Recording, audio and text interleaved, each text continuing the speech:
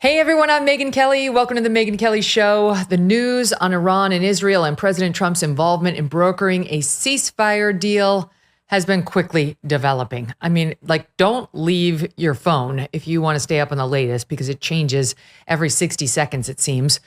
President Trump announced last night on Truth Social that Israel and Iran agreed on a, quote, complete and total ceasefire that would take effect in 6 hours. But shortly after that was set to take effect, Iran launched a wave of missiles at Israel, reportedly killing at least 4. Okay, so it hadn't yet kicked in, but it was about to kick in. And Iran decided to do a bunch of killing before it officially kicked in. What the F? Israel responded by targeting the sites from which those bombs had been launched. They've got 4 dead in Israel, 26 wounded as a result of those pre-ceasefire, for good old time's sake, bombings by Iran. Again, WTF. So Israel responded before the ceasefire. And then there was a couple of collateral incidents. There were a couple of collateral incidents right after the ceasefire kicked in where Iran, launched 2 separate missile barrages at Israel, none of which hurt anybody and both of which appear to have been stopped by Iron Dome or in some other way by Israel. And that Trump is unhappy. He's unhappy because Israel responded to those 2, bombing those sites. And the ceasefire, look, in the Middle East, ceasefire, it's paused and there might be a few, extra bombings. We have to wait to find out. But you could still be in a ceasefire. But they just love bombing so much. I mean, truly, they just bomb.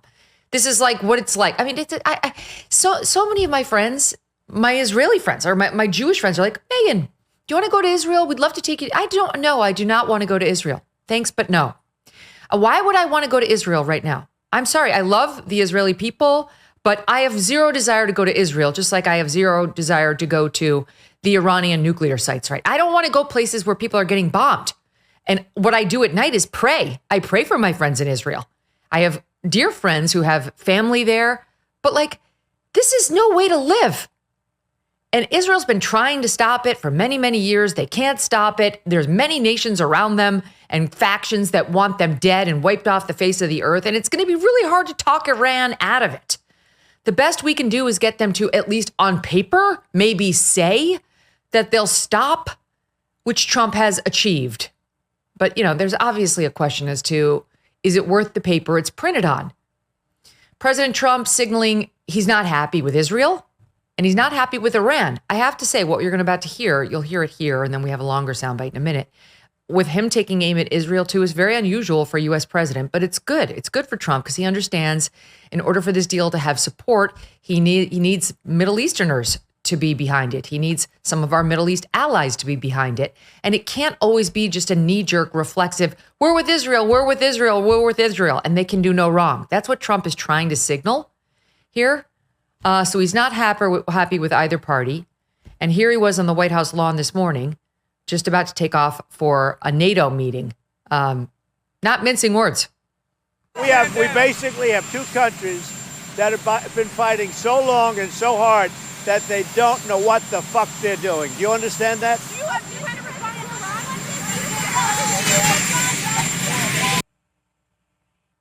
I mean, those are terms you might hear on the Megyn Kelly Show, but it's very rare to hear the president drop an F-bomb. Very rarely he'll do it like in one of his comedy bits at one of his rallies. But I don't remember him doing it when, commenting on a serious policy matter before. And he knows what he's doing.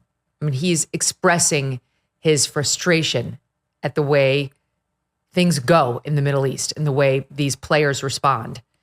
And he also really wants the ceasefire. It's kind of like Trump thinks this deal is done and that should be it. You should hang the deal toy off the ceiling at the 21 Club and have a steak. 21 Club is no longer, thanks to COVID.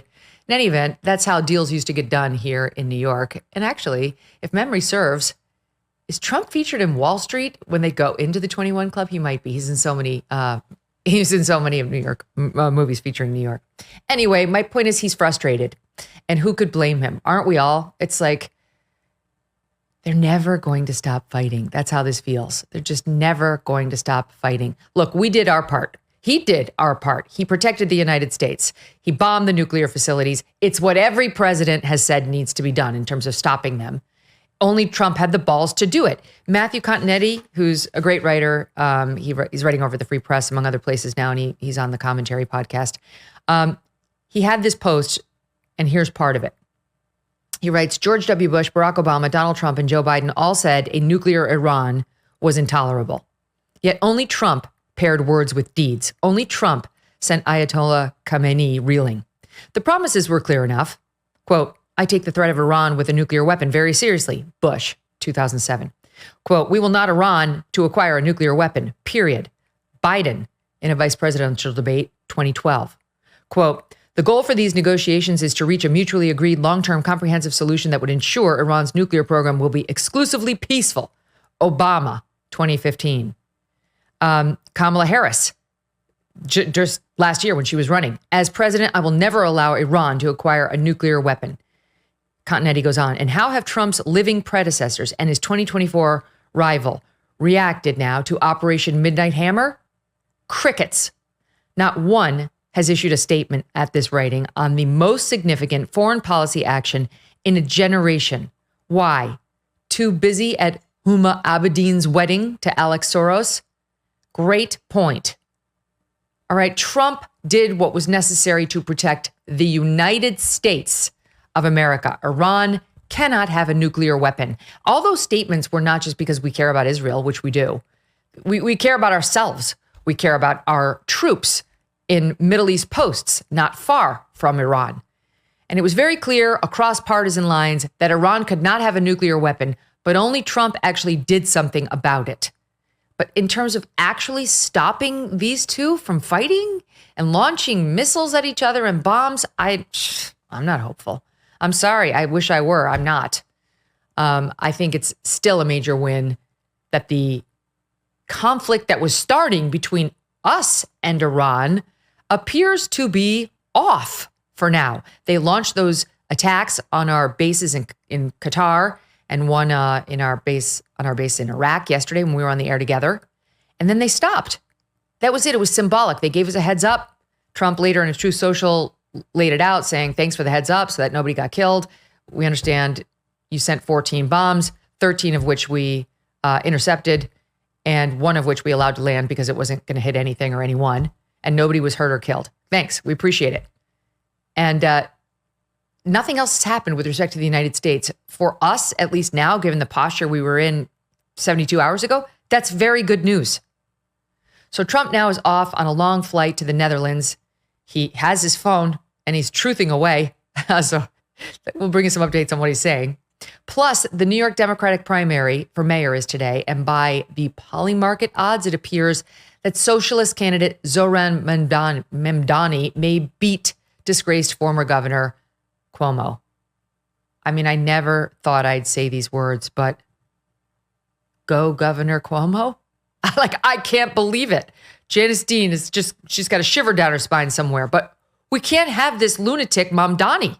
We cannot have him running the world's greatest city. New York City is the greatest city in the world, even as hobbled as it's been by years of Democrat control.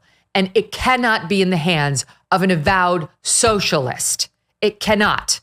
It's already hobbling along thanks to many years now of Democrat rule post the Bloomberg Giuliani delightful 12. So that's what we're going to be watching today as the poll results come in. First, we're going to be joined by our guests here to discuss it all and more. Kmele Foster, partner at Freethink, Michael Moynihan, host of the Moynihan Report on Two-Way, and Matt Welch, editor-at-large for Reason. Together, they are the hosts of the Fifth Column podcast, which you can find at wethefifth.com. Don't miss a moment. Subscribe to this show on YouTube and follow me on Insta, Facebook, and X. Tax Network USA is ready to proudly celebrate our nation's birthday, honoring freedom, resilience, and financial independence. To mark the occasion, they are offering 10% off all services through July 4th. If you are dealing with back taxes or you missed the April 15th deadline, don't wait. The IRS is rapidly stepping up enforcement. Penalties can add up quickly, up to 5% per month.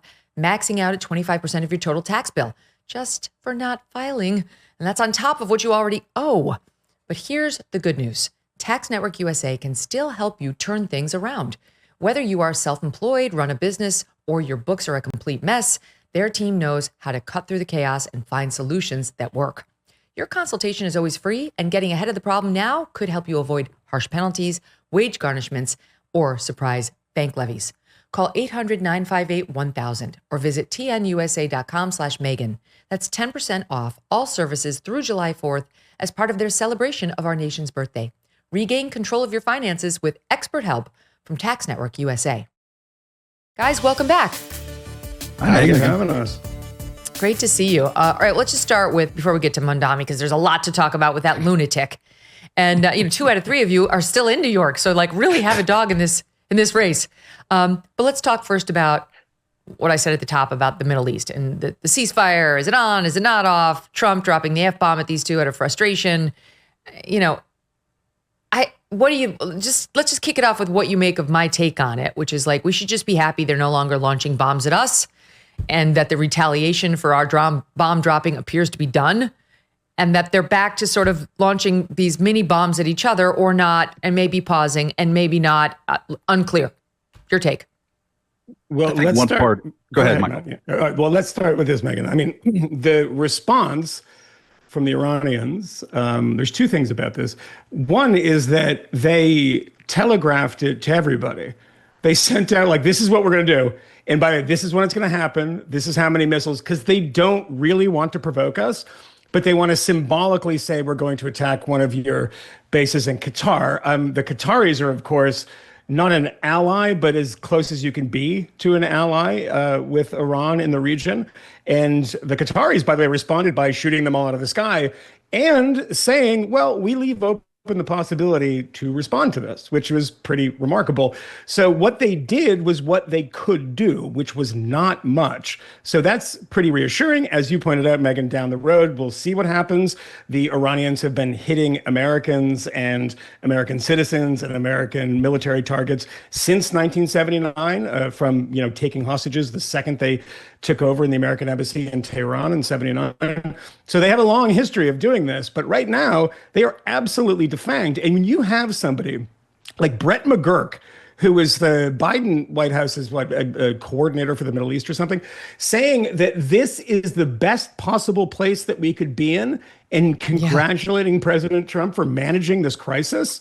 Good Lord. I mean, talk about, when you're getting Brett McGurk to say you're doing a good job, these are people that never say anything positive about Trump. And one final thing is that I think you're absolutely right about something that I, for one, who have been incredibly critical of Trump. I mean, the podcast has been incredibly critical of Trump for where we think he deserves it. I'm been praising him for this, but I think that you're right in the thing that people don't understand. You have to keep so many people in the Middle East on board.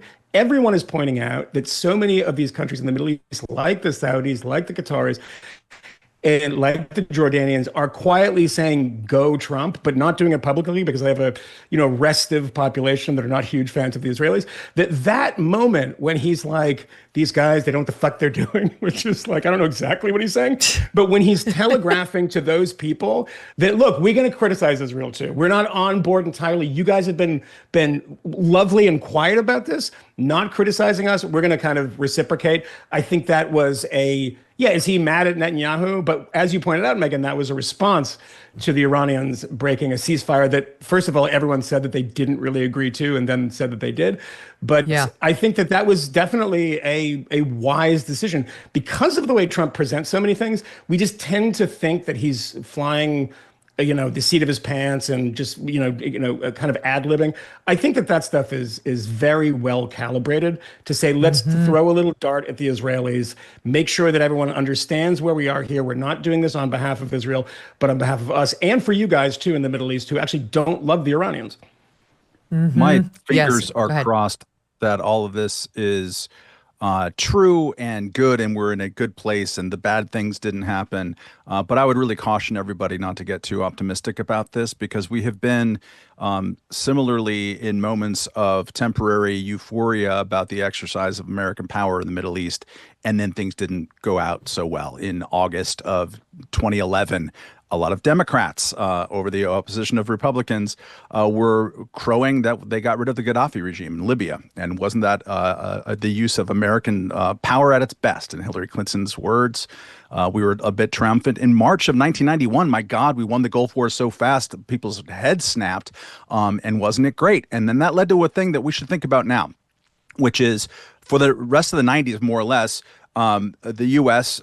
Created no-fly zones over Iraq. So it was just sort of this low-level kind of war. We kind of control this.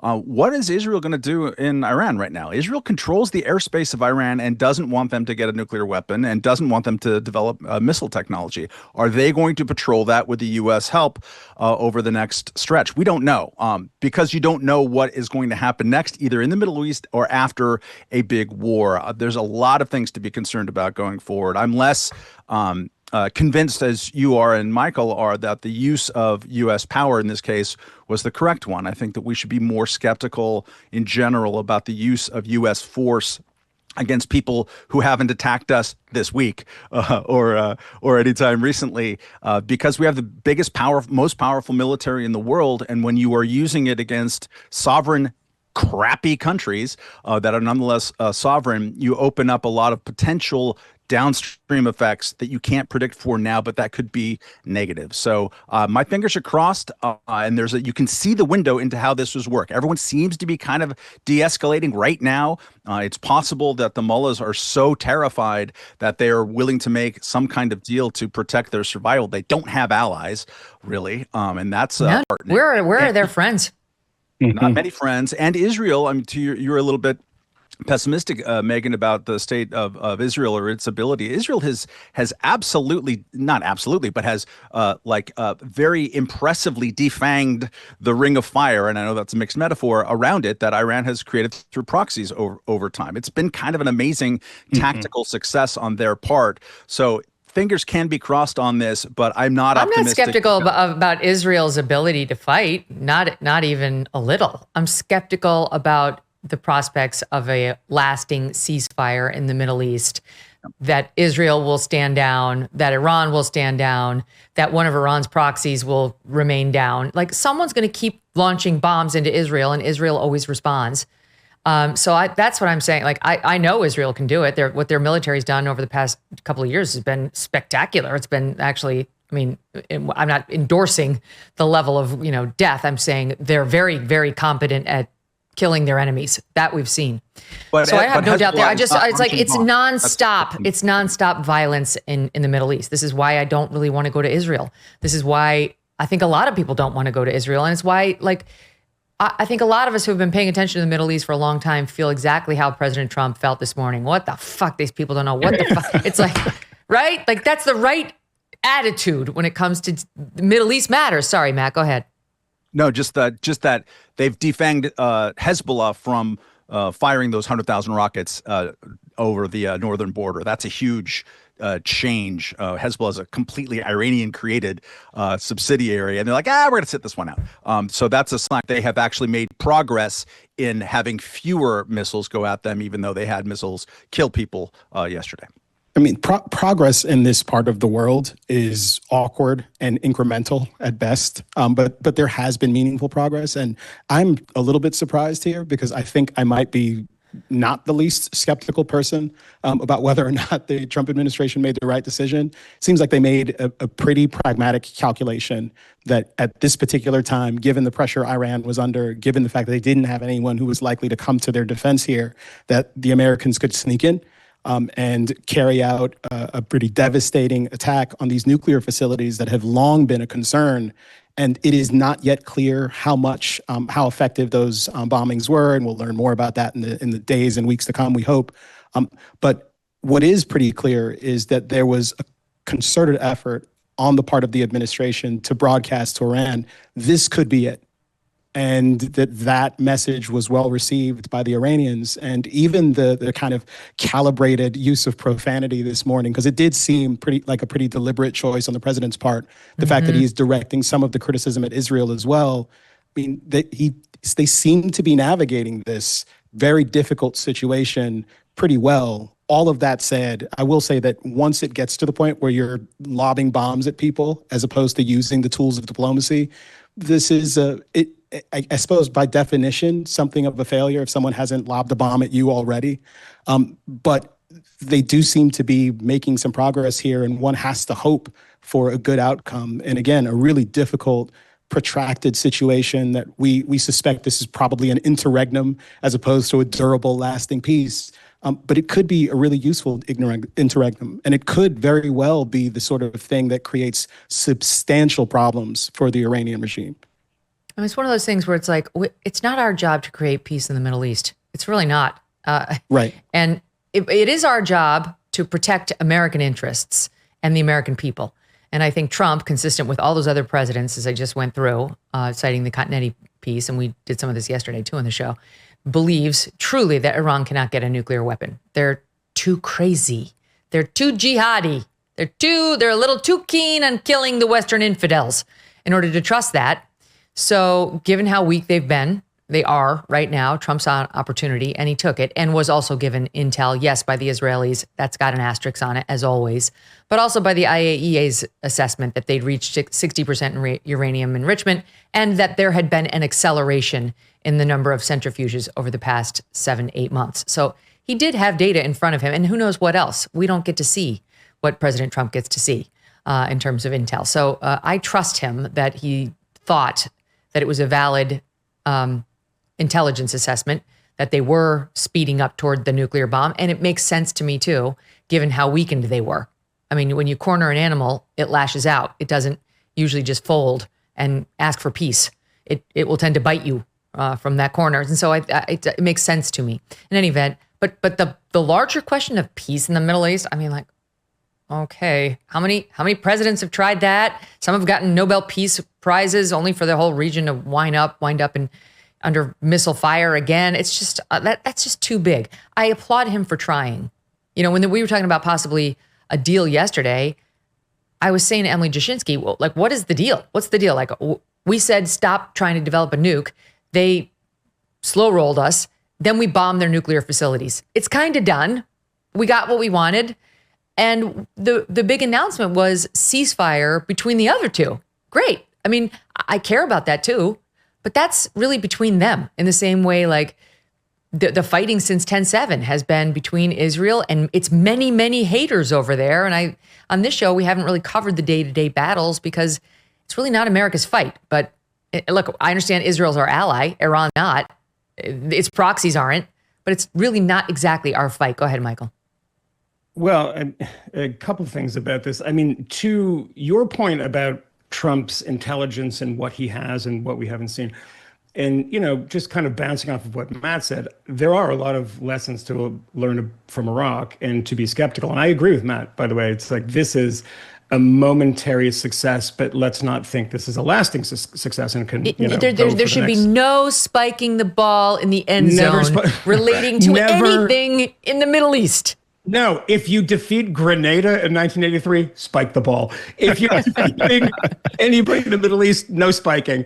But the difference is that in 2003, leading up to the Iraq War, you couldn't find a lot of Republicans who disagreed with the Bush administration's desire to go into Iraq and dislodge Saddam Hussein. Trump, you know, is doing something that is actively going to fracture part of his coalition, or runs the risk of fracturing his coalition. And he did it anyway, which is pretty interesting and pretty impressive. And, you know, look, there's a couple of political points here. I mean, he put on Truth Social something about some congressman who had nominated him for the Nobel Peace Prize. And by the way, to get nominated, you just need somebody from a legislature anywhere in the world can nominate. So I think that's how he sees this, and that's perfectly fine to see it that way. Because what happened in 1995, Congress passed a bit of legislation, I think it was the Jerusalem Embassy Act, And what was it, 23 years later, after, as you said, Megyn, quoting the great Matt Welch, who's a friend, and I think he's brilliant, is that everyone said they were going to do it. And then 2018, Trump does it. Everyone says they cannot have a nuke. And people are shocked that Trump has done this. It was pointed out, and I hadn't even realized this, that Golden Escalator speech, the very speech, he said that evening that Iran can't get a nuclear weapon. So he's pretty consistent on this issue. And I think it's, to his incredible credit. Again, as someone who's been very critical of him, I think it's to his credit that he's actually said, this is what I'm going to do. And I did it. And I've seen I saw someone this morning saying, it is a right. Why isn't it not their right to enrich uranium and create a nuclear weapon? It's the same thing as the Israelis done, et cetera, the United States, the Pakistanis. They're too crazy. That is what you said, and that's right. It reminded me of what William F. Buckley once said. He said, if you see someone pushing an old woman out of the way of the car and another one pushing a woman into a car, they're not both people who push old ladies around, right? This is a different thing when they have a nuclear weapon. And so, look, I don't in any way, I'm not celebratory about this. I am happy, but as you point out, this is the most important point for everyone to realize, is that what Israel tries to do is to push back the capabilities of people trying to destroy them. The people of Hezbollah, the leadership has been destroyed. The IRGC leadership in Tehran has been destroyed. The Assad regime has been destroyed. Assad is now in Moscow. These are great victories. It has not changed the idea of the people that followed Assad, the people that signed up for Hezbollah, the people that are allies of the regime in Iran, that Israel must be destroyed. That is something that you cannot necessarily bomb into submission. So when people say, like Trump said the other day, what's the problem with regime change? They're a bad regime. I'd like to see them change. It's like, me too. I oppose us getting involved in that and trying to dictate things. But if it precipitates the failure of the disgusting, horrible, murderous regime in Tehran that has been oppressing its own people since 1979, great. But I don't want to be involved Trump, in that as sense. you guys know, we've discussed, Trump actually proposed Gaziera, Mara Gaza. Right. Trump looks at this region like anything's possible. Yeah, yes. Let's make everybody rich and we'll build instead of destroy and things will be so much better. Let's just do that. And it's like, he's a sunny optimist in so many ways. And then when people don't live up to his optimistic vision and version of them, he's like, what the fuck? What's wrong with you people? I mean, I bought a timeshare in Con Yunis because I was like, this is going to be amazing, but probably a bad investment. I think there's one problem, or at least one caveat we should think about in terms of the Matt Continenti perplex, which is you could make the exact same clip job of statements by U.S. presidents, every single one, saying that about North Korea. And we didn't press the do something button. We have the mother of all do something buttons, which is the U.S. military. We didn't do that. So should we have? Should we now? That's a difficult question. I think my answer, being sort of a constitutionalist, libertarian, semi-peacenik, is no, we shouldn't bomb North Korea. North Korea is arguably more psychopathic, but has much less reach than Iran. Iran has been an active menace in the Middle East for the last half century. North Korea has thrown some cannon fodder into the Russia-Ukraine war, but otherwise is pretty ineffectual, generally speaking. But whenever, part of diplomacy is say, well, you shouldn't have this, we refuse to have that. But do you really mean by that that if the other actor doesn't abide by those words, that we're going to press this incredibly lethal, destabilizing, do something button against a sovereign country? I recognize that diplomacy, and especially diplomacy between people who are antagonists, is absolutely frustrating, messy, ineffectual, and bad. That is what it's always been. That's kind of the point of it, is that people who disagree with each other are trying to come up with some kind of way to coexist without shooting each other. But it is kind of a failure of diplomacy when you end up in a war situation. And we should be skeptical, I think. We should be reticent to hit that do something button, even when psychopathic regimes are developing nuclear weapons. But I have no love for Pakistan. Don't. they sheltered Osama bin Laden last time I looked for quite some time. There is a lot of problems with that country, and I'm going to start it with my Festivus. I agree. You don't go around bombing the bad countries. I know, but the situation is much more layered than that. You know, I mean, what happened? I'm not going to go through the whole thing. I did it this top of the show yesterday, but the short version is, the thumbnail version is, Iran attacked Israel on 10/7 through its proxy Hamas. They funded Hamas. I mean, Iran was funding Al-Qaeda. I mean, Iran has been funding a lot of deaths of Americans and people Americans love for a long, long time now. So Iran funded that attack against Israel and through Hamas. So Israel gets attacked, and Israel spent the next 2 years taking down everyone who attacked it. You know, mob style, like everyone, the entire family, like the Godfather style, like him, his entire family, dead. And they did it. Both Hamas and then Hezbollah and then the Houthis, and then we helped with the Houthis and so on. And then the Assad regime falls. And then you have all these Iranian proxies that are now gone, or their heads have been chopped off. And at this point, there's some intel saying Iran is now accelerating its bomb because it's like a cornered animal and it's starting to panic. And I actually believe the reports that it was ramping up. And I said yesterday, Bibi is not really, he has no credibility for me. I mean, I've watched him every year say they're 6 weeks away. They're 6 months away. In 2012, I was on the air when he held up his little picture of the bomb that you'd see like in a Disney cartoon as like the round bomb with the little fuse at the top, trying to show us that they were about to have it within months. That was 2012. He is, to the bomb claims, what the leftist Greta Thunbergs are to the climate catastrophe claims. That's true. I'm sorry, but that's true with Netanyahu. His defenders will say, oh, but Israel intervened to slow it all down. I don't really believe that that's what stopped. I think he overstated time and time again how close they were. That's my belief. Megyn, anyway, my point, I'm just simply saying that that it was more complicated than this, because Israel had created conditions in fighting back that made this an ideal time to achieve the goal that all these other presidents agreed we needed to do. Go ahead. Yeah. Well, first off, I want to make sure that no matter how much you hate Benjamin Netanyahu, please don't compare anyone to Greta Thunberg, because that's just like a slap in the face. I mean, like, you want an ally? He's going to give a speech to the Knesset that Megyn Kelly in America compared me to Greta Thunberg. Yeah, a couple of things, like, to slightly disagree with my co-host here, Matt. I mean, the thing about the North Korea comparison, and I get the idea that, there's different times for this when you say no one's done anything in the way that Matt Continetti wrote.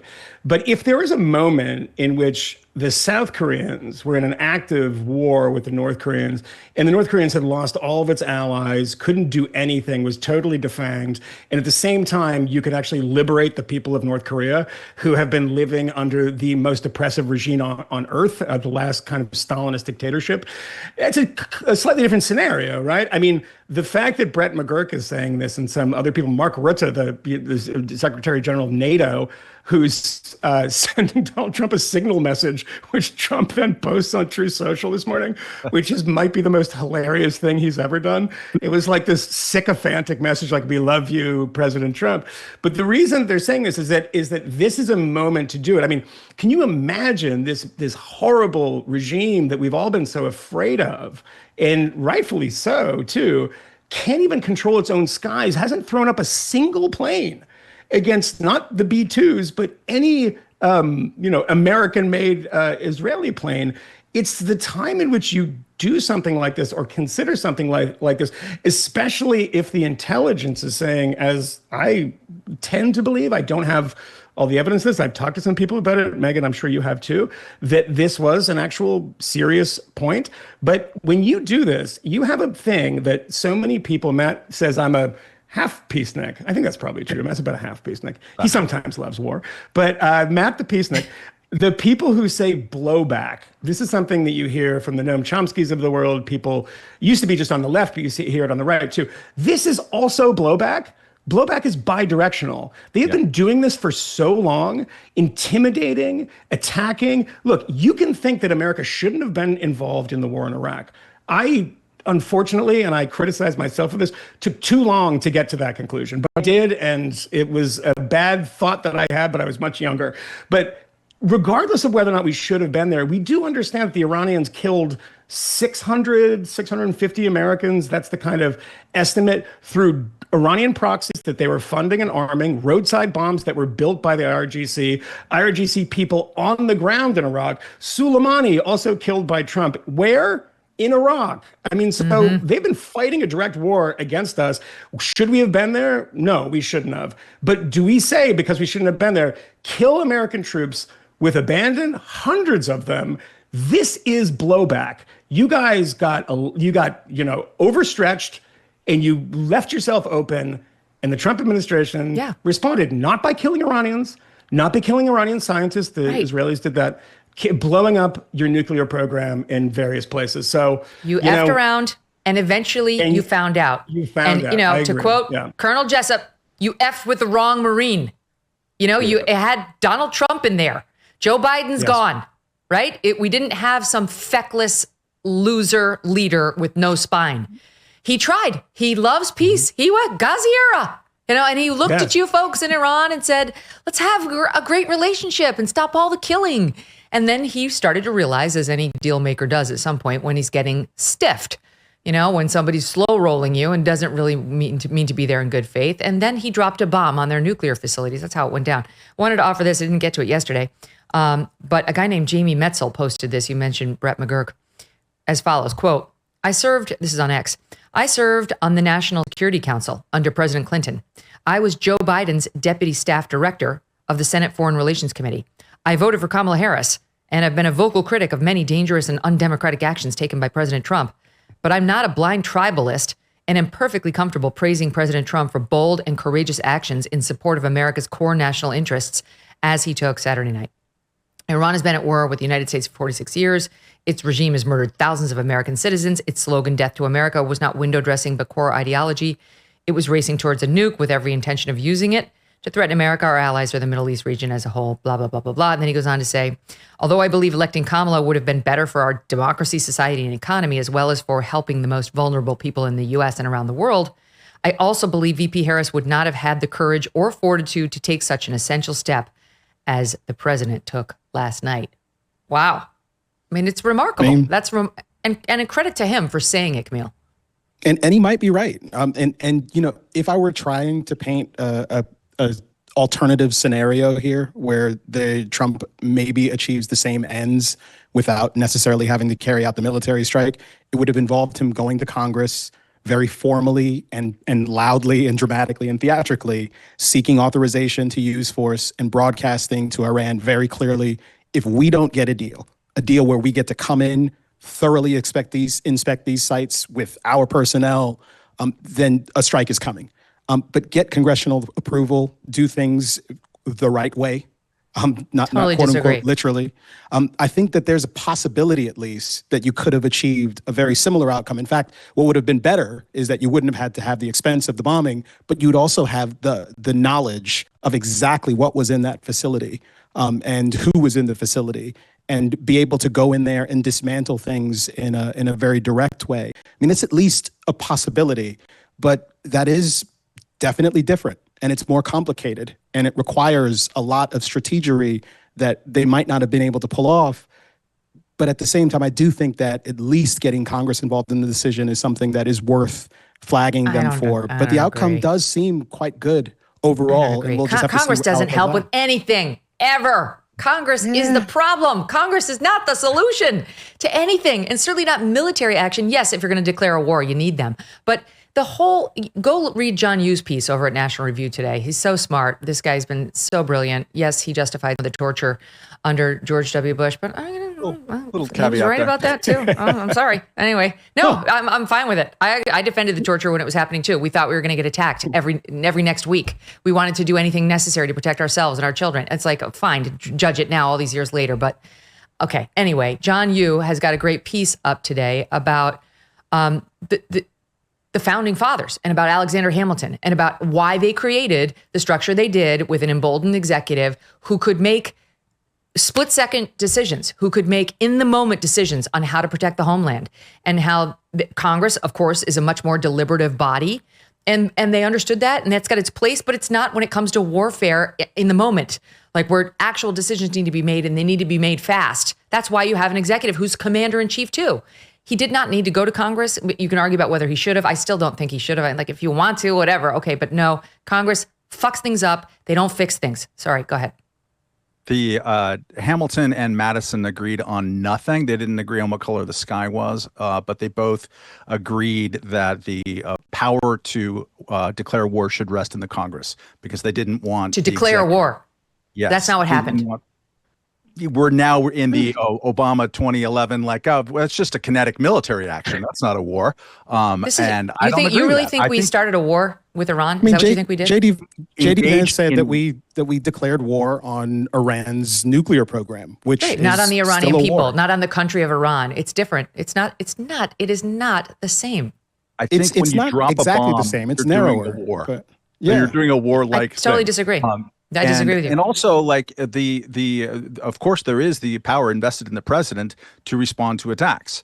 This isn't a response to an attack. To prevent attacks. This is a preventative attack. Yes, it is. But that's okay. That's not like, oh gosh, 24 hours, okay. Not enough time to notify anybody. It doesn't have to be imminent.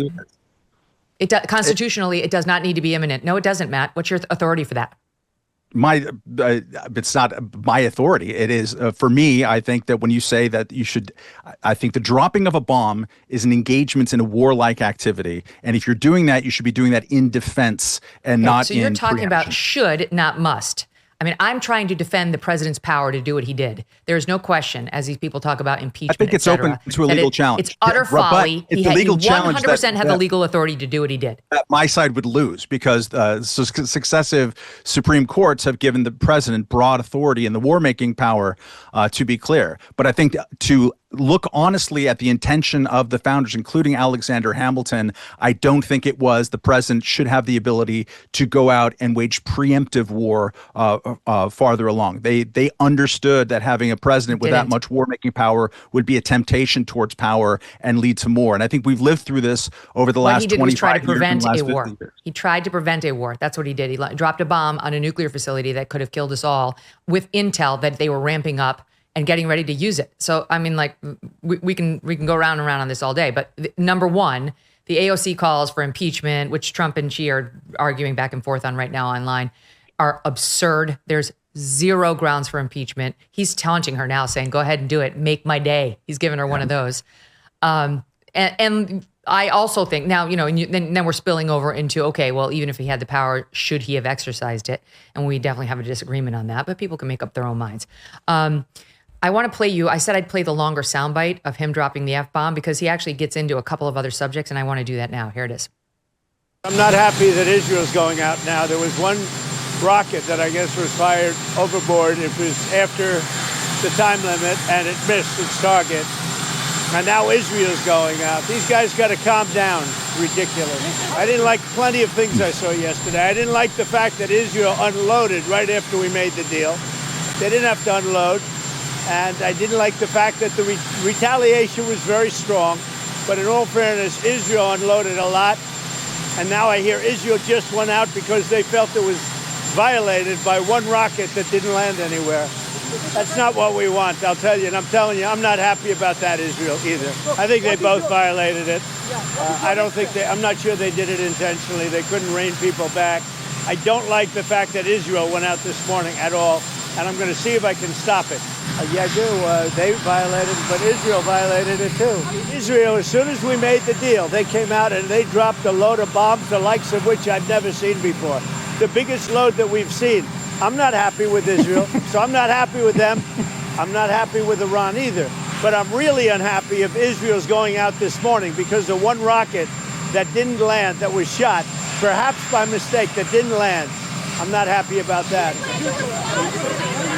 You know what? We basically have two countries that have been fighting so long and so hard that they don't know what the fuck they're doing. Do you understand that? Never gets old. Al in the voice is always a good tell for him.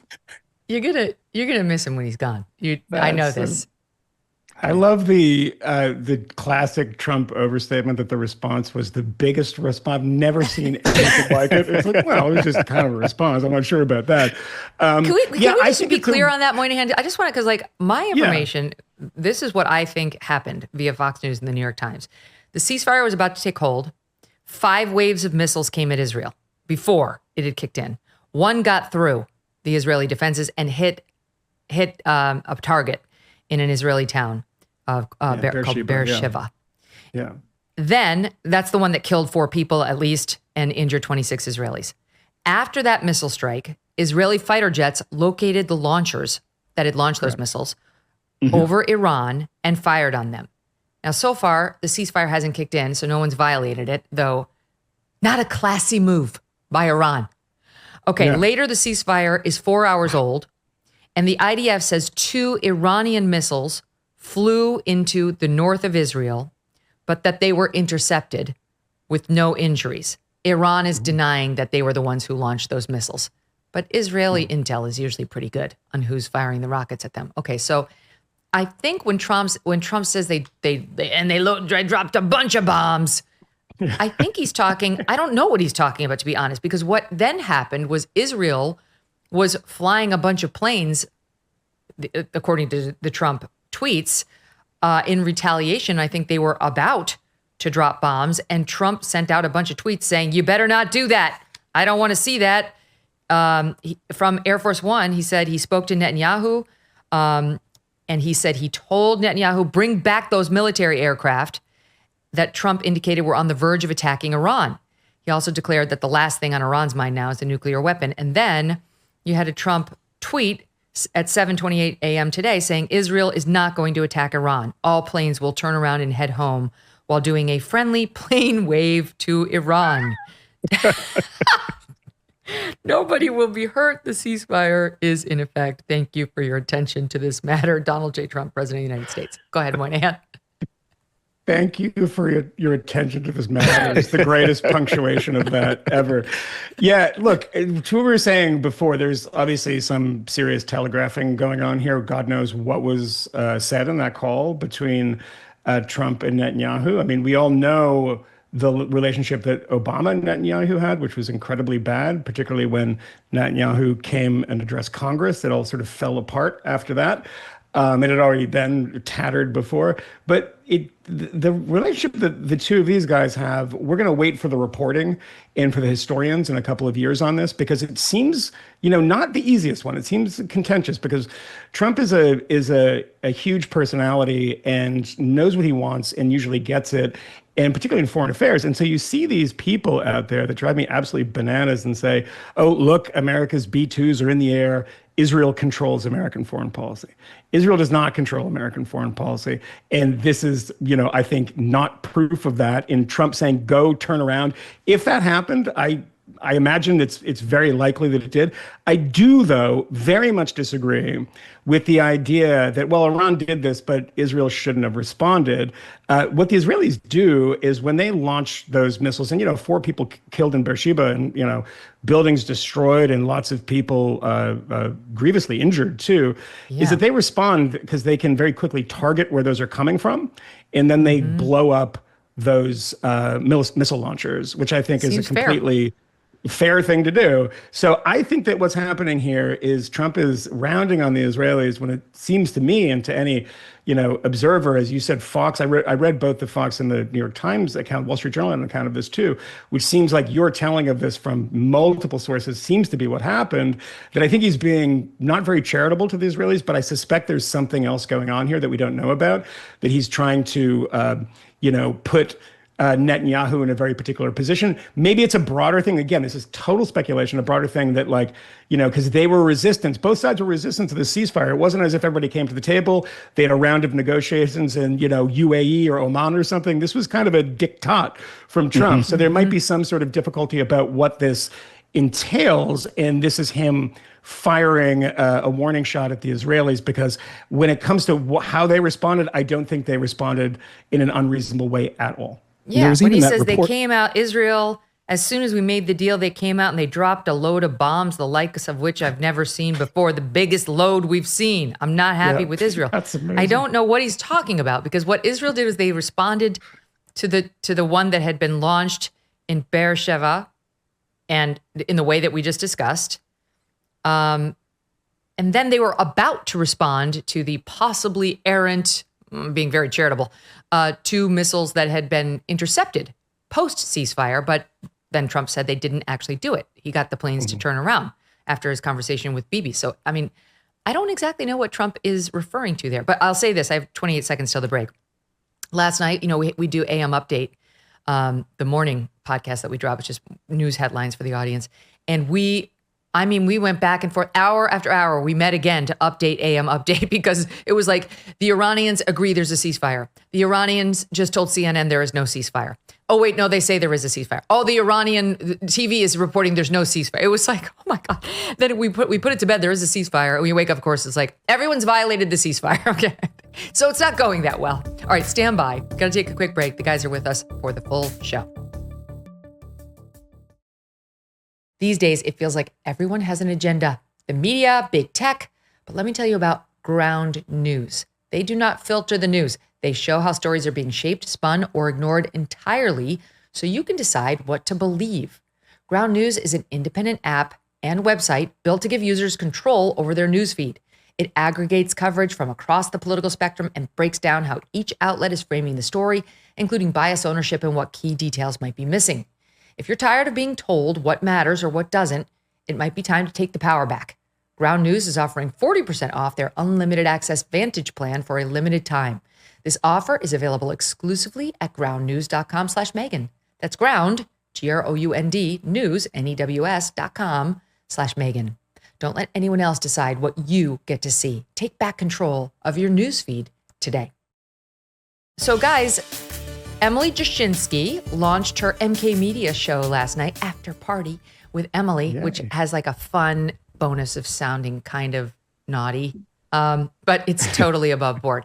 Anyway, she launched it last night. It's live on YouTube at 10 p.m., 2 nights a week. And her inaugural guest was Tucker Carlson. And it's a great time to get Tucker Carlson. Of course, he's in the news every day because he's in the interesting position of being one of Trump's main supporters, and yet very, very critical of really all war, but this one, yes, including, and had tried to talk Trump out of it to the point where Trump, when I was on vacation last week, referred to him as kooky Tucker Carlson, and then made a shot of like, well, if he's going to something like, what does he have to say? He should go buy a television network so somebody would listen to him. Maybe somebody would listen to him. Something like very cutting. I was like, whoa.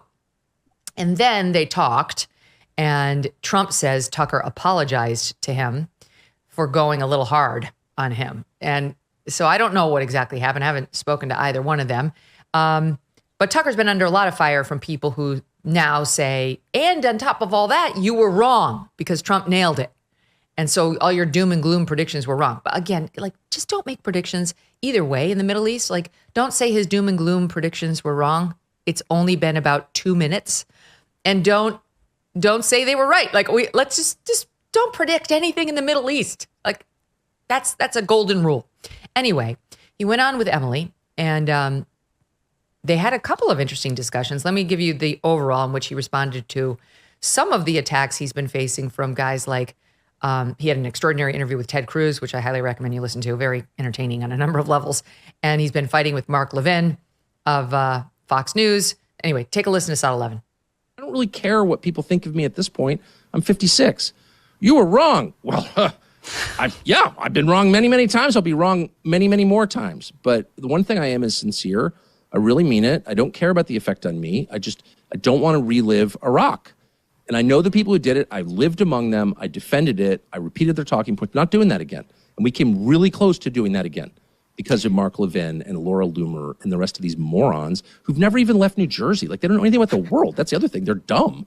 They don't know. Not only they don't know the population of Iran, they don't know anything. They don't know the nations that border it. They just don't know anything. And I'm not making an argument for expertise or having been there, but I am making an argument for being responsible when you demand that the U.S. military do certain things. Because we were just in a crisis for a week, we saw who people are. We saw what they cared about. And I've got nothing against Ted Cruz personally. I feel sorry for Ted Cruz, obviously a totally hollow person taking instructions. But I do think we learned that this is not someone who should be influencing wars, because he just doesn't know anything, he doesn't care, and he's not putting America's interests anywhere near the top of his priorities. Okay, so that's Tucker on Ted Cruz. By the way, she's on at 10 p.m. on Mondays and Wednesdays, so you can check her out tomorrow night. She's got Rand Paul, who's one of the detractors that the president's seeing on this front in the U.S. Senate. So what do you make of what's unfolded within the Republican Party over the past 10 days or so? I just think it's really, it's kind of a low blow from Tucker to assume that Ted Cruz has dual loyalty with Canada. Just because a guy is born there doesn't really mean he's taking instructions in the Great White North. I'm 56 too, Tucker, and I don't care what anybody thinks either. And also, if I had done what he did in Moscow, I wouldn't be telling people, like accusing people of not having been to a place. Very, very far. The grocery store? Moynihan will point, the grocery store, that the subway is the cleanest in the world, makes you feel like America's dirty and bad. Russia is bigger than the nicest grocery store in Moscow. And also there's compared dollar. There's just a whole bunch of stone obvious things that he could have learned from his father. I've got to just say quickly, I'm going to give you back. Just flying into JFK on the way home. It's Calcutta. It's disgusting. It does make you want to say, like, why? Why are we so bad at this? Sorry, go ahead. No, Moynihan will tell a story about Steve Bannon that I think is interesting. I think the bottom line is that Trump is correct when he says, at least as a matter of politics, that MAGA is whatever he says it is. It's not whatever Tucker Carlson says. I'm actually heartened that some people like Tucker, even though I disagree with him about many, many things. I enjoyed his Ted Cruz interview. You're right. People should seek it out. Like the exchanges were valuable, as was just the spirit of them from both sides, like just going at each other. There should be more exchanges like that. I think it was a useful thing. And I'm heartened that there are people who have been MAGA who are bummed out by this use of U.S. military force. At least they're hewing to some amount of principle. I think among the broader pro-Trump and also Republican electorate, I think Trump will be broadly correct as a matter of politics. But I know Moynihan's been following Steve Bannon on this, among other things, for a while. Well, I like what you said. I think that's right too. I think it's to Tucker's credit that he didn't abandon what appears to be a sincerely held belief of his just because his friend got elected, he voted for him and wanted it, and disagrees with him on this. Like, it would be worse if he just suddenly said, okay, all that stuff I was saying, forget about it. Like, that would be odd. Which we've seen a lot of this week as well.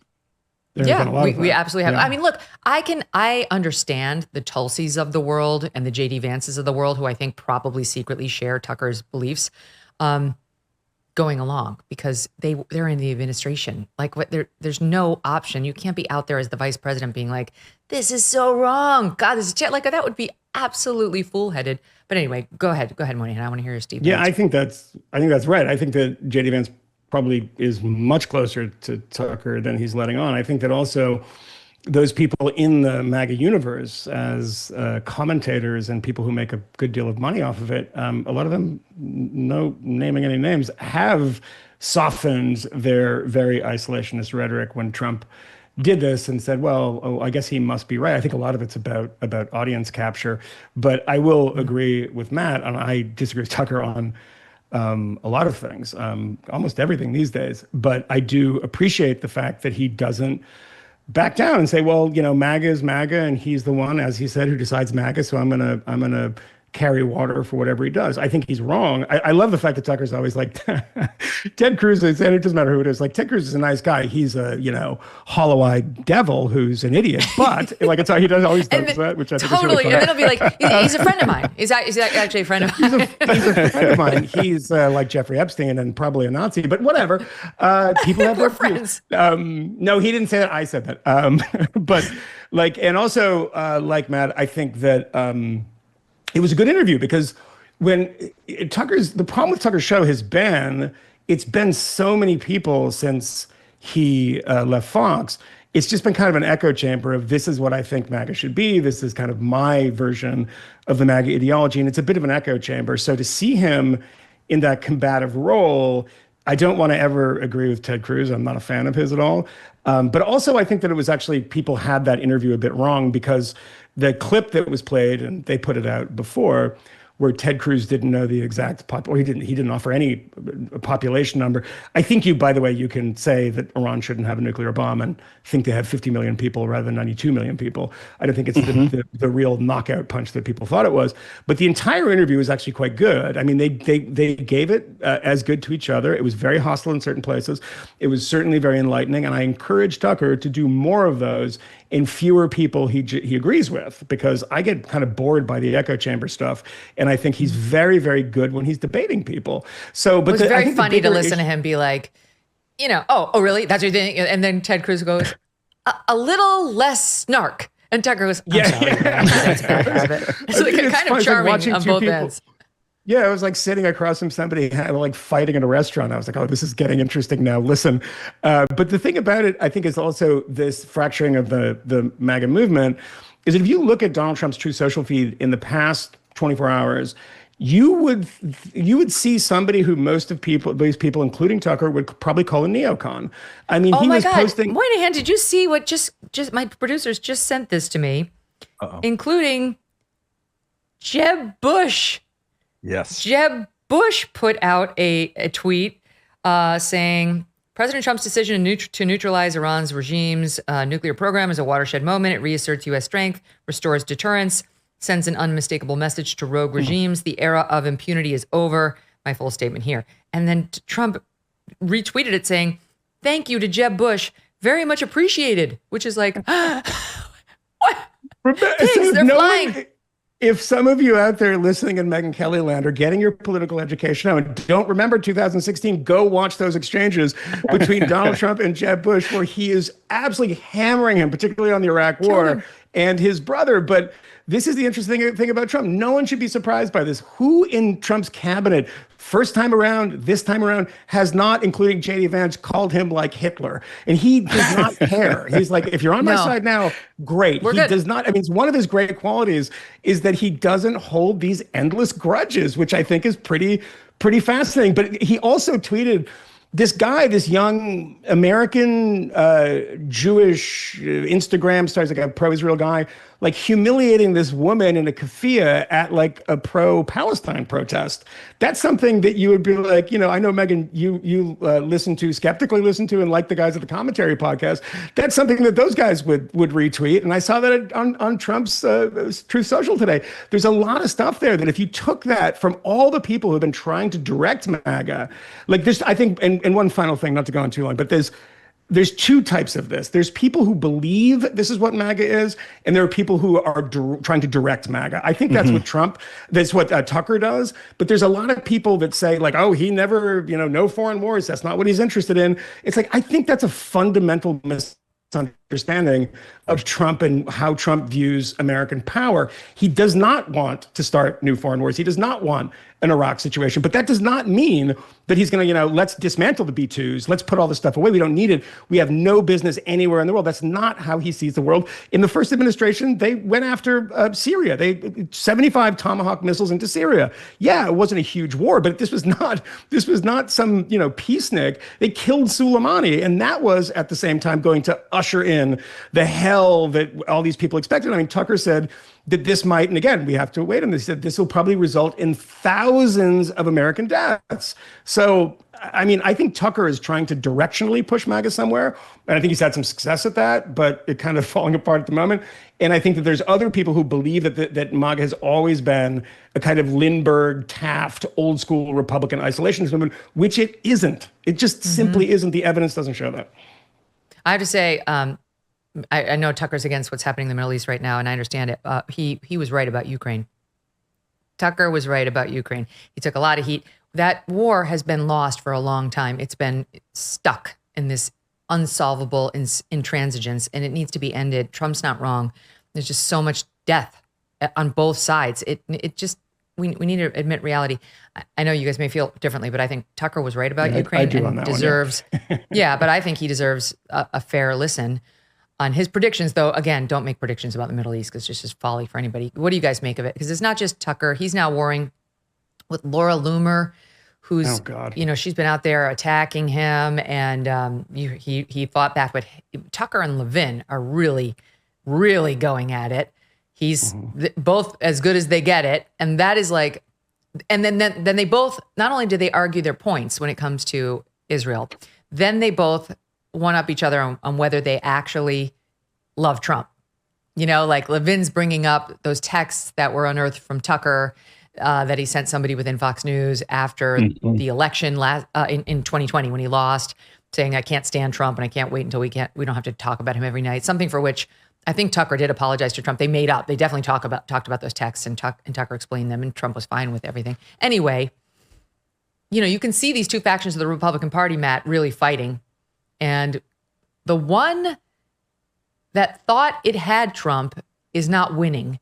And the ones who hated Trump and were brought along kicking and screaming to vote for him over Kamala Harris are doing okay. They've had a couple setbacks. They'd like regime change, but I heard my friends over at National Review praising Trump in a way and commentary too. I try to get my news from everybody. So I have all sides represented. And it's been amazing to hear like the more dejected side that thought they had Trump as their isolationist buddy in their tone. And then like the guys at commentary, like Cottonetti, he's on commentary. Like they're elated.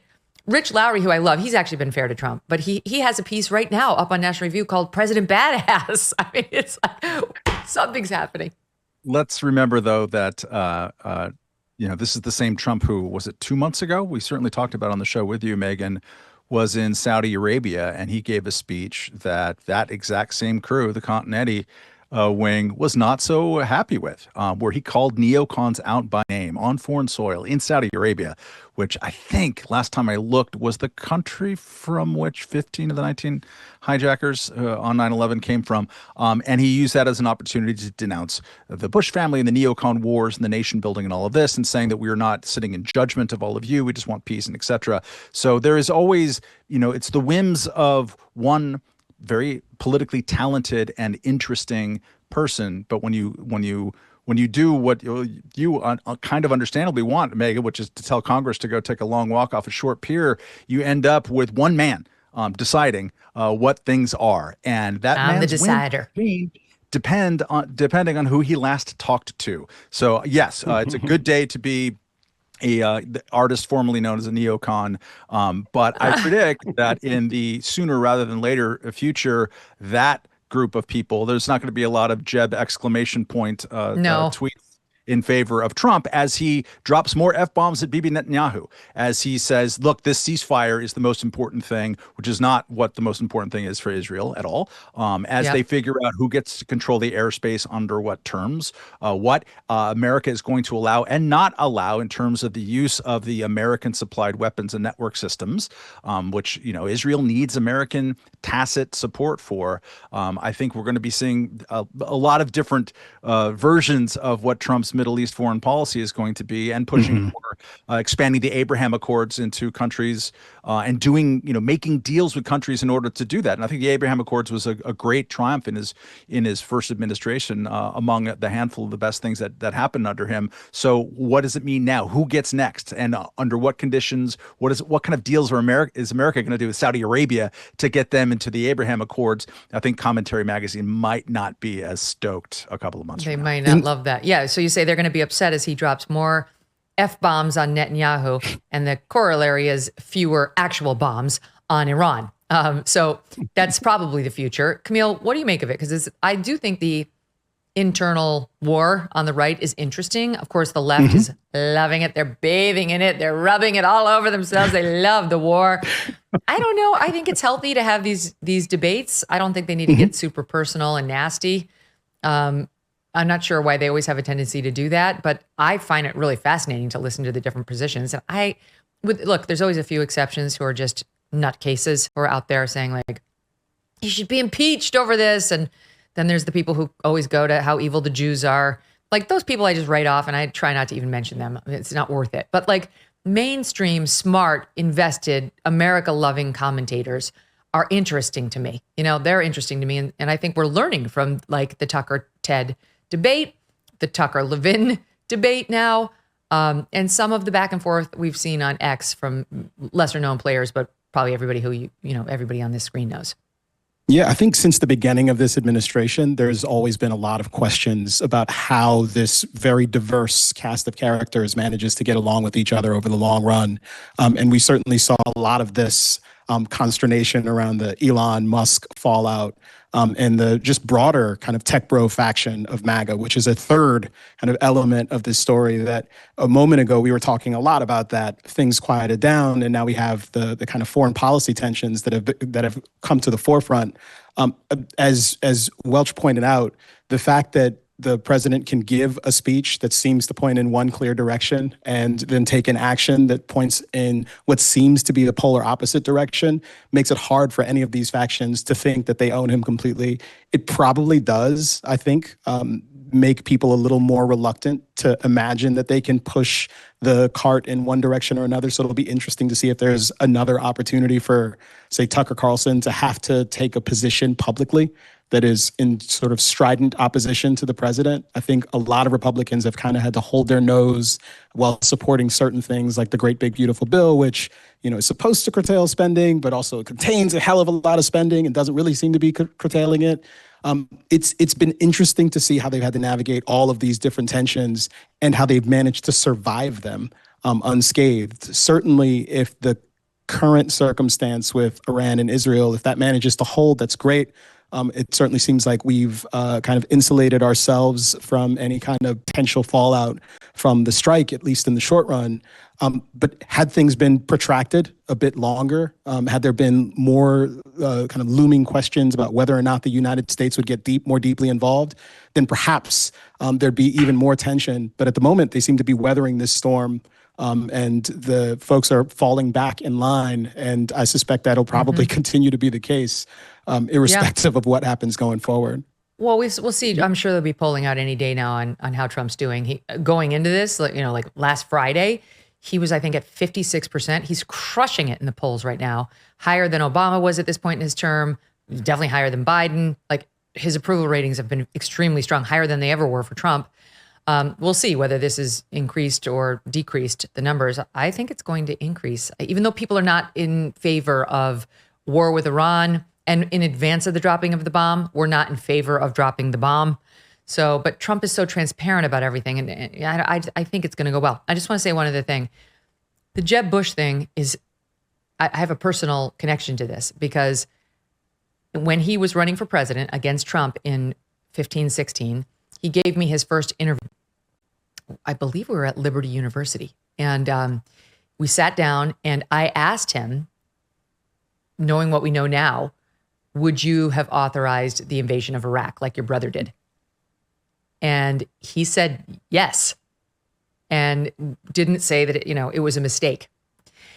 And I mean, I many people would later say at that point his candidacy was killed in its crib because that was the wrong answer by 2016. It was very clear to most Americans by 2016 that the Iraq War was a mistake and that it shouldn't have been undertaken. Anyway, so then he went out on the presidential debate stage and Trump, this outsider comes in from nowhere and starts hammering him on it. You couldn't say it was a mistake. It was an obvious mistake.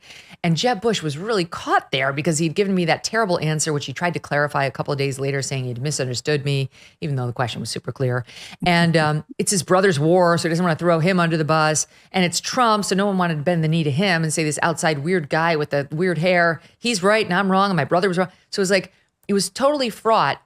And that really helped propel Donald Trump, that debate and him hammering Jeb Bush straight to the nomination and then the presidency. So it is kind of a remarkable full circle moment now to see Jeb Bush praising Trump for an aggressive military action in the Middle East and Trump accepting the compliment and, sort of glad handing with now what is clearly a high energy Jeb. And where was that debate? It's important to point out. It was in South Carolina, a big military state. Of all places to go after the Bush family, to go after John McCain, you're going to do it in South Carolina. And Trump said, yes, F yes. I think we got to drop for the podcast, guys. Let's drop in a soundbite of that debate. Sorry for my Sirius XM listeners. We don't have it at the ready. Obviously, the war in Iraq was a big, fat mistake. All right. Now, you can take it any way you want. And it took It took Jeb Bush, if you remember at the beginning of his announcement, when he announced for president, took him 5 days. He went back. It was a mistake. It wasn't a mistake. Took him 5 days before his people told him what to say. And he ultimately said it was a mistake. The war in Iraq, we spent $2 trillion, thousands of lives. We don't even have it. Iran is taking over Iraq with the second largest oil reserves in the world. Obviously, it was a mistake. I could care less about the insults that Donald Trump gives to me. It's blood sport for him. He enjoys it, and I'm glad he's happy about it. But I am sick and tired of him going after my family. While Donald Trump was building a reality TV show, my brother was building a security apparatus to keep us safe, and I'm proud of what he did. And he's had the gall to go after my mother. The World Trade Center came down during your brother's reign. Remember that. He's had the gall to go after my mother. That's not keeping us I won safe. the lottery. Go ahead, Michael.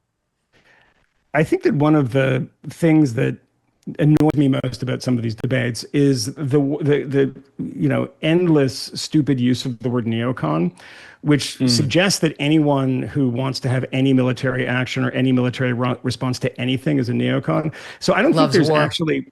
Yeah, or like a warmonger, or when Tucker said, I really disagree with him, that Mark Levin enjoys when people blow up. That's what his guiding ideology is, watching people die in the battlefield. I think that this is both crazy and wrong, and I also think that Trump acknowledges that he can go to Saudi Arabia and denounce neocons and neoconservatives and do what he did in Iran, and actually, keep those two thoughts in his head at the same time. Mostly because when Tucker is on Emily's show, and congratulations to Emily, who's great on her new show, and everyone should watch and listen. I think that the thing that's when he brings up Iraq, much the way Matt did earlier, and I did too, is that, there's lessons to be learned from that, a million lessons to be learned from that. But I think that how Trump sees foreign policy as a neocon thing or not a neocon thing, this specific thing, and again, you don't want to get into a boring definitional argument about what a neoconservative is, but it's that we can come in and, create democracy.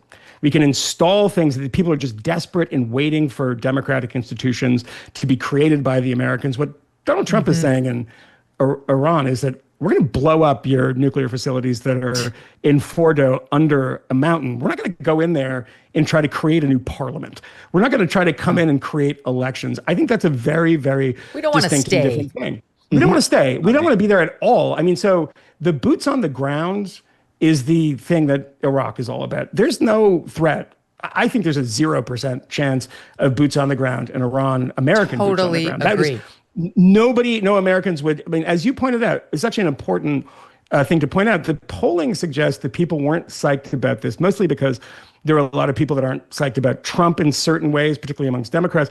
But if you look at the polling, and our pal Harry Anton was breaking this down the other day, and this shows you something about the supposed split between the kind of isolationists and the more traditional Republicans or so-called neocons. That's a kind of Twitter debate in a lot of ways, because if you look at the polling that Harry showed, it was like 75% of Republicans were on board with the strikes on Iran's nuclear facilities.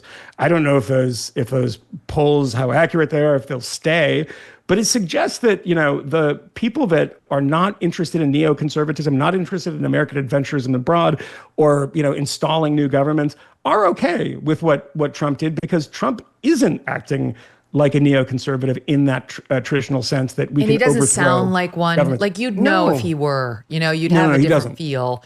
He's just so direct on everything. He doesn't try to hide anything. It's like Hannity said to me many years ago, the problem with Trump is not that he lies too much, it's that he tells the truth. It's all out there, just, good, bad, or ugly for the beholder. All right. And he's been retweeting Hannity all day. And Hannity is the one in the kind of Tucker universe who's, one of the bad guys at Fox who's pushing for war. And Trump has been retweeting, retruthing, whatever you say, his stuff in the past 24 hours. So tells you something. Okay. We have to talk about the mayoral race. And there's another thing we have to talk about what's happened with the Supreme Court. I really hope I can get this in there. As this crazy ass Boston judge tries to defy the U.S. Supreme Court, he's about to get his ass handed to him. So I'll do them in that order because I really want to get to the mayoral thing, and the other one can hold if we needed to. First of all, is it 110 degrees in New York City today? It is 170 degrees, Megyn, and because of your audience, I want them to be happy, and I don't want them to hear the zooming and the buzzing of the air conditioner. So I am literally in like a Finnish hot, like I've never been as hot as I am right now. So if I say that we should bomb, Alaska, just take it because it's 110 degrees in New York. It's unbelievable. It's so hot. I mean, here down at the beach, it's a lot. It's like 10 degrees cooler, and it's, I don't know, low 80s here. But in New York, what is it today? It says it's going to be 100 degrees. Go ahead, Matt. Yeah. And just Albert Brooks in broadcast news, when he goes on yes, TV. flop sweat. The little continent map is going to start to wave behind us. It's a great day to go out and vote for people who belong to the Democratic Party. Thank God that's not me. But yeah, it's the Democratic primary today. And I've seen pictures, actual pictures of people lining up enthusiastically ahead of time to vote. What people need to understand about New York too is those concrete buildings hold the heat, right? It's like it's like walking next to an oven. It gives off heat, and so just be standing there waiting to vote. And for what? For this Democratic socialist, which is a nice way of softening socialist, who looks like he's going to win. We have to talk about this crazy guy. His name is Zohran Mamdani. I keep messing up his last name. Yeah. I don't know. Mamdani. And he is a strange man who wants a $30 minimum wage. It's just over half that right now. He wants a $30 minimum wage. He wants no more police. He wants social workers instead. He wants free bus rides, which would cost almost $1 billion for New Yorkers or somebody. I don't know who's going to pay that. He wants to make sure rent-stabilized apartments can't have any increase in their rent. Not sure who's going to pay for that either. He wants a lot of government handouts. He basically, when it comes to police and law and justice, looks like Chesa Boudin, the booted out of office DA in San Francisco. And when it comes to his philosophy on running a city, when it comes to cops and social safety net and also just giveaways, he looks like just like Brandon Johnson in Chicago. He's terrifying. And the New York community, pathetic as it is, just rolled over and let it happen. They rolled over. And Charles Gasparino has a great piece in the Post today, New York Post, about how these feckless MFers who run New York business, what a town. They're too afraid. They're like, he's probably going to win. So I have to keep my mouth shut because I need to kiss the ring and have favors done for me. And this guy, according to the latest polls, is steamrolling toward the W today because if somebody doesn't get over 50% of the vote, and it's between him and Cuomo, then they go, it's ranked choice. So they eliminate the lowest person on the list in terms of vote getters. And all those people who vote for that person, their second choice gets their votes, which could put and is predicted to put this guy over the top, this Mamdani. And Mamdani is such an odd duck. He wasn't born here. I think he was born in Uganda and lived there for the first 7 years and then came here. But I mean, you come to a country at age 7 and now you're 33. You sound like American. You don't sound like a Ugandan at that point. I mean, it's been 25 years plus. But listen to him. This hit today as he was doing an interview with, forgive me, I don't know who it was. Looked like local news to me. And listen to what a faker this dude is with he's Kamala Harris in his switcheroos, NBC4's Melissa Russo. Listen to this. Because I think that New Yorkers, more than they hate a politician they disagree with, they hate a politician they can't trust. On the subject of trust, you've adopted different speaking accents in different scenarios. But they go to their local bodega. Is there one that's real and one that's affected? What I would say is, as any immigrant knows, having been born in Kampala, Uganda, and then raised in South Africa and moving here when I'm 7 years old, is there are different parts of my life. Worldwide tour is a worldwide tour. Mamdani was talking about a worldwide press tour back when he was a rapper. Bring the flavor to the fish, bring the flavor to the rice. In a Disney movie directed by his mother. Nepotism and hard work goes a long way. Here in New York City, this is how I speak, this is how I am. Oh my God. If I switch that accent, is a real thing. It's I a would real get. thing. Do you think I'd get in trouble if I did his accent? Like if I was like in different shows? I did. Well, I do it on the fifth column, actually. That's but the Yet best another reason to detail. tune in. The best detail of that is like in the rap video directed by his mother, which is really hot tracks that are dropping. I know Matt has a lot to say. I'll just say quickly that it is interesting today, as you point out, Megyn, it's 40,000 degrees in New York.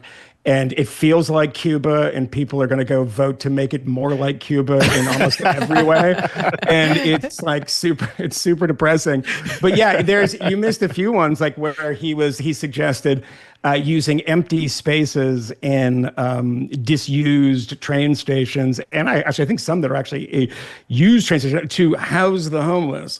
Which, if you know anything about New York and you ride the subway in New York, as I do, know that that's not a problem. That's already happening. Yeah. And also the same thing is true about the free buses, because we have to make the buses are already free. Nobody pays for the bus in New York, and nobody pays for the subway. And one of the great things is like how incompetent and feckless the government in New York is. They've now spent billions of dollars to have this Allied International, whatever the company is, that provides guards there who don't do anything. There's just a guy getting paid to watch people go through the subway and not pay for it every day. So I don't know where they think this stuff is going to come from, where the money's going to come from, who's going to pay for it. Free childcare, rent freezes. Like, this is a collection of voodoo economics that every economist on earth knows doesn't work. So yeah, I mean, I have another objection. I don't think that's a Ugandan accent anyway. Sounds like an Indian accent to me. Worldwide tour. It is. Worldwide tour. It's cultural appropriation on top of all the other problems. He's also an exploiter, because remember that the Indians in Uganda, many Indians came from Uganda because in 1971 or 72, Idi Amin, the dictator, when he took over Uganda, kicked all the Indians out. And the reason being is they were about 1% of the population. They controlled like 60% of the wealth, because there was a huge population of Indian doctors, et cetera. So that's why he is Indian, and he was actually born in Uganda, because in the sort of DSA, Democratic Socialist view of the world, he was a horrible exploiter. So yeah, that's. So do we have to give him a pass? Maybe we have to give him a pass on that. But I don't give him a pass on that, because he's an American who sounds like an American in every other interview he gives. Right? It's only when he needs it, like Kamala Harris. Have you no empathy, man? That it's my sorrow. Kmele, you know how to code switch. I mean, we're having well. It happens, but it doesn't usually happen in contexts where I'm doing media. If I'm around family and everyone has the heavy patois, I might slip into it a little bit. But for the most part, because they will ridicule me because I don't do it well, I try my best to police it. I'm usually aware of it when it's happening. I don't make a conscious choice, but I at least know that I'm doing it. And I don't know. I think for both him and Kamala, you can kind of see the switch almost take place. You know the context in which they're about to go into this particular style of oration for persuasive purposes. Kmele, can I interrupt you? I frown on that. I can't deal with this lying on one of the greatest podcasts in America. It might be true that when you are amongst your Jamaican family, you're like, oh, you lazy blood clot, and you do stuff like that. Fine. But I have seen you on the New York subway in a different situation, code switch into a different accent. Is that not true, Kmele Foster? Let's hear it. Let's hear it I right know now. that you don't. Yeah. So if someone steps on your brand new Yeezys, no. What are you going to say, Kmele? You want me to slip into my urban vernacular. Yeah. Right. Yeah, I understand. Let's hear that. And I do has to do that sometimes, but that is under particular circumstances. Yeah. And it is not usually to confront someone who stepped on my shoes. Yeah. Sometimes it's to evade detection in circumstances Correct. where I would rather you not know that I'm very clean and articulate. Yes. For people to call you like you look like my uncle Thomas. Like, for instance, when I've heard people say that, I've heard that before. I've never met the man, but I've never heard met the before. man. Yeah, but A lot of then people you're like, say you remind them. Show us voting. Yeah. If we're cross-examining Kmele, can we get a vote, Kmele, on Mamdani's rapism? How is his rhyming over there? Well, Matt, I was watching your face. Had you not seen the clips of him rapping before? No. Oh, it's so bad. It's so bad. But also, terrible. I will say this: Afrobeats is kind of a big thing, and it is interesting. And there are great Afrobeats artists, but he is not one of them. So it's good that he gave that career up. It's unfortunate that he's decided to run for mayor. So yeah, exactly. Wait, Steve Krakauer wants us to take a look at another clip. I don't know what it is. Just roll it. Let's see. Oh no.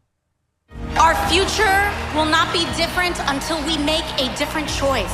We have to fill out the entire ballot and do not rank Andrew Cuomo. New York City, we need a new day. We deserve a chance. A New York City that centers working people. All of these concepts are just ideas in the clouds if we do not bring them home. Elect Zohran for mayor. Oh, God. Leave them in the clouds. Did you hear her doing the Obama thing? Like she does. She's another code switcher. Yeah. I was waiting to see which one of those affects she was going to bring. I expected the wise Latina, but we didn't get that in that particular ad. But you know what? I hate this idea of working people. Like the only people who work just do like jobs that don't pay very well, and it's like manual labor. The rest of us don't work. We're not working people.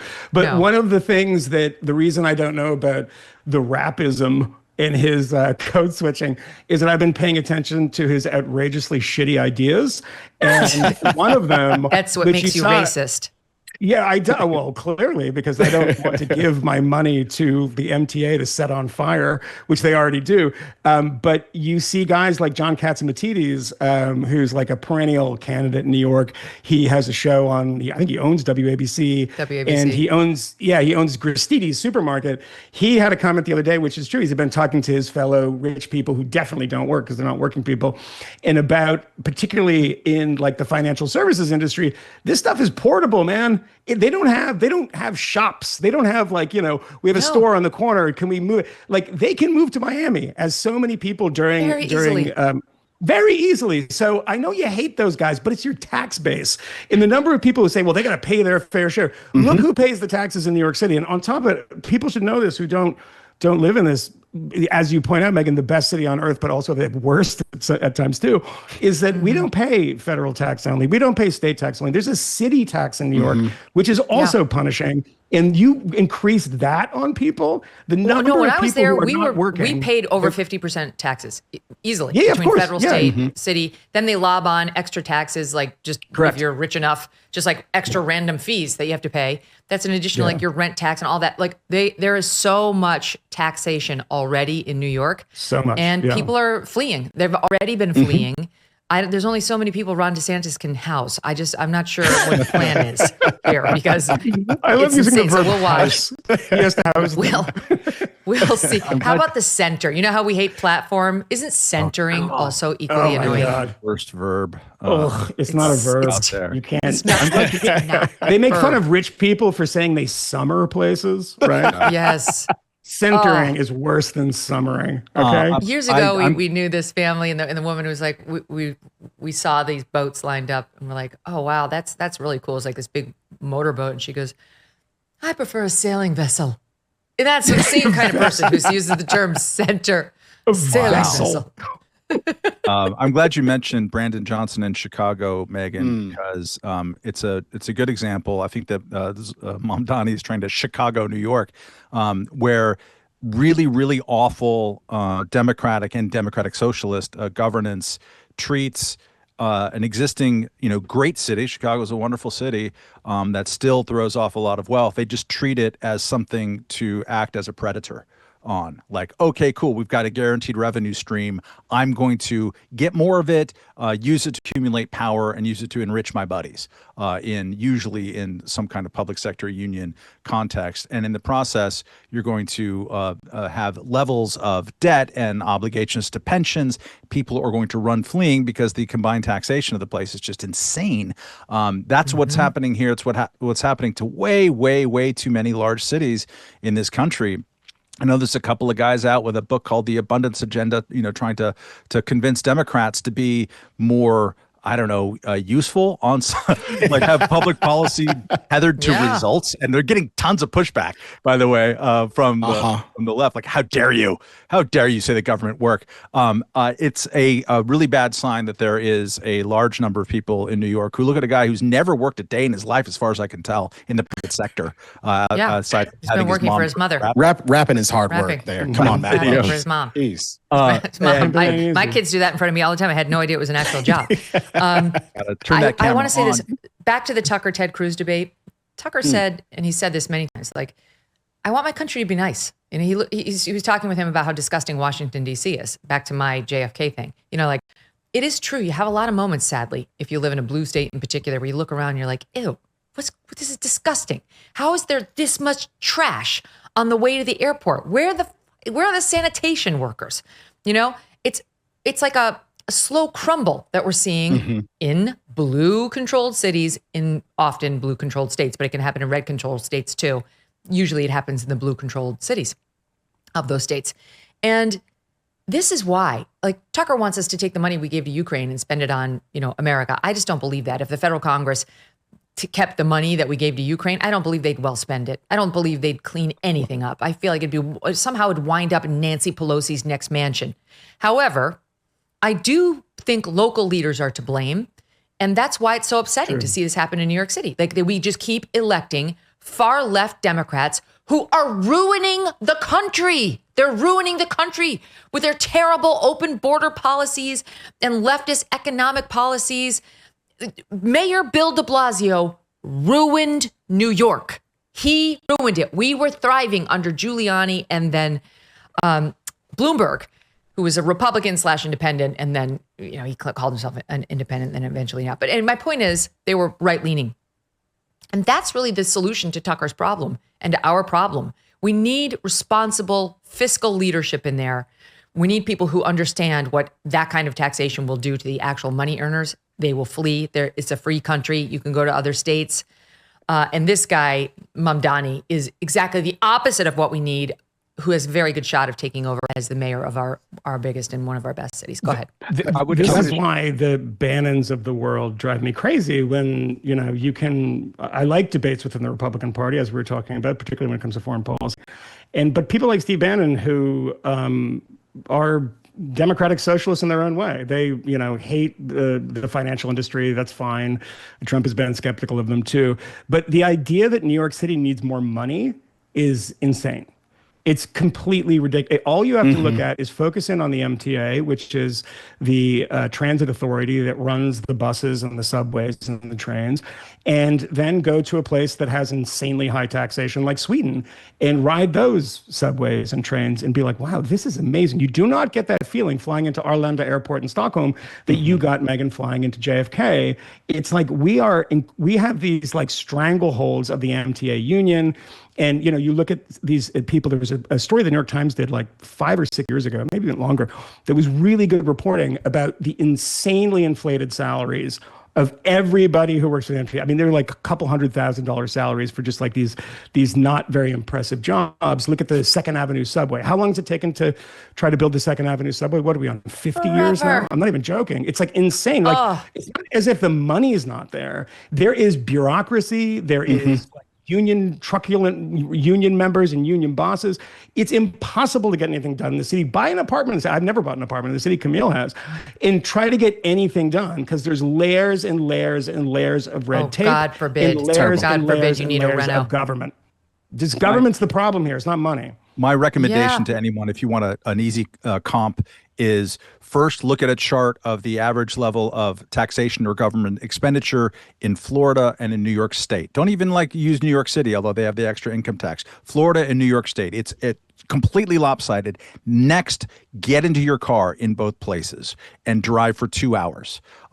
Starting in New York City, and you can take it upstate. Starting in Miami, take it anywhere. The roads in Florida are great. The highways are fantastic. You can take high-speed train in Florida, believe it or not. And in New York, soon, especially when you cross into the border of New York City, your tires are going to be shredded after driving for like 30 minutes. They haven't fixed any road, as far as I can tell. They've just done construction forever, but they haven't fixed anything for decades. And you know what's so annoying, too?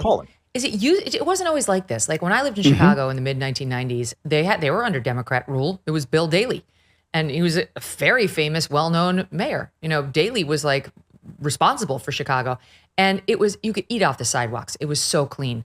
But the Democrat Party has lost its mind. and doesn't understand what to prioritize anymore. They're much more worried about pronouns and putting the homeless people, taking them out of the subway car and putting them on the subway platform as a real solution than they are about real solving real people's problems. So that's what needs to happen. Better leadership in the cities and the states. Stand by. I'm going to take a break. And then I have one subject I need to discuss with you guys. And it's not the Supreme Court thing. I'll get to that tomorrow. It's a tweet I sent out this morning. Stand by. Have you heard of caralluma? It's an edible cactus that grows in India, and it can be a natural appetite suppressant. Caralluma is just one of the natural ingredients doctors added to a weight loss supplement called Lean. If you have a bold summer weight loss goal, but injections are not for you, here's what the doctors who formulated Lean have to say. They say the supplement is close to the benefits of those popular injections. Like injections, Lean was created to help maintain healthy blood sugar and help control appetite and cravings. But those who created Lean say the rare ingredients in Lean are also designed to help burn fat by converting fat into energy and, of course, no needles. They say it's a healthier way to lose weight by capturing the power of natural ingredients. Give it a try with 20% off by using the code MK20 at takelean.com. That's code MK20 at takelean.com. These statements have not been evaluated by the FDA. This product is not intended to diagnose, treat, cure, or prevent any disease and is not a substitute or alternative for care from a healthcare provider. If you are a homeowner, listen to this. In today's AI and cyber world, scammers can steal home titles and your equity is the target. Here's how it works.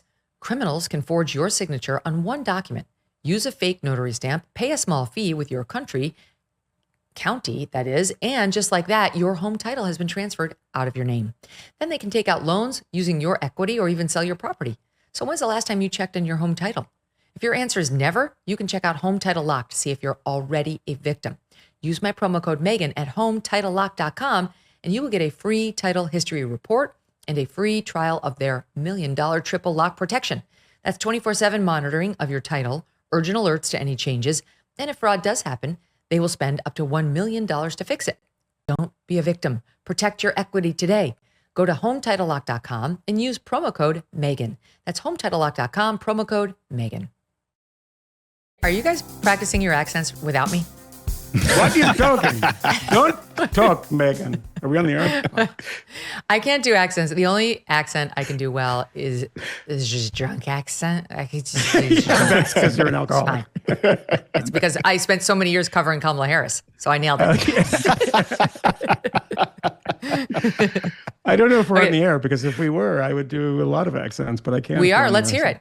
Yeah, you gave me 1 or 2 in the past. Yeah, we're back on. Let's go. You have to subscribe to the Fifth Column, because not the free episodes, I don't even do them.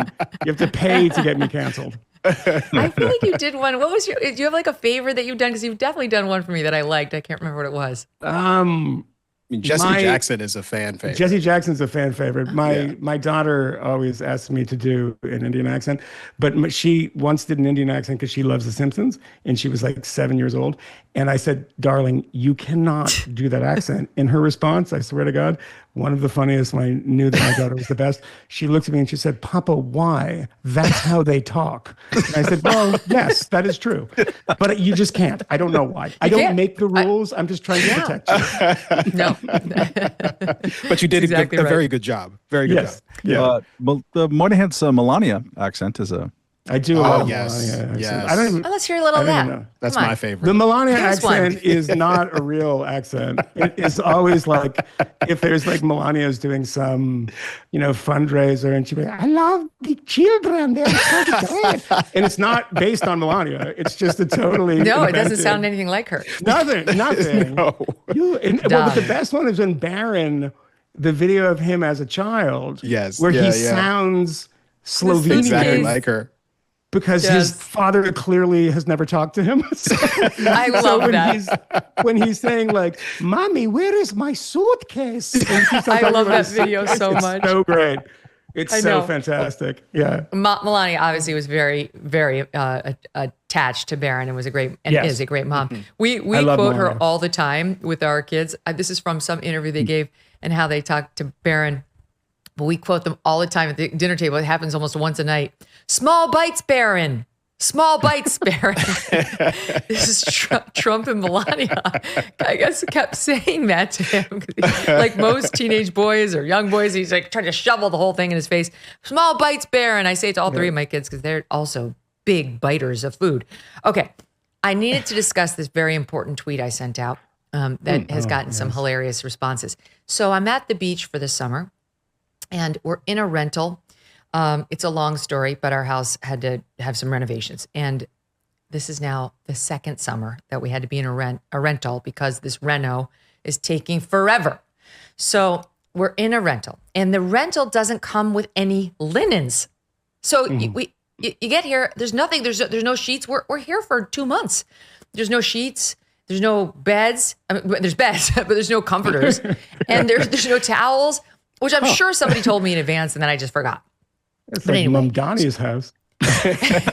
so I'm running around getting linens, getting like, all the stuff that you need. And I go to Target. Thankfully, there's a Target. So I go to the Target and I decided to get a little rug for the bathroom because the bathroom floor is too cold. And I like the bathroom floor to have a little heat on it. And so I bought a little area rug. I went a little crazy at Target. I'm not going to lie.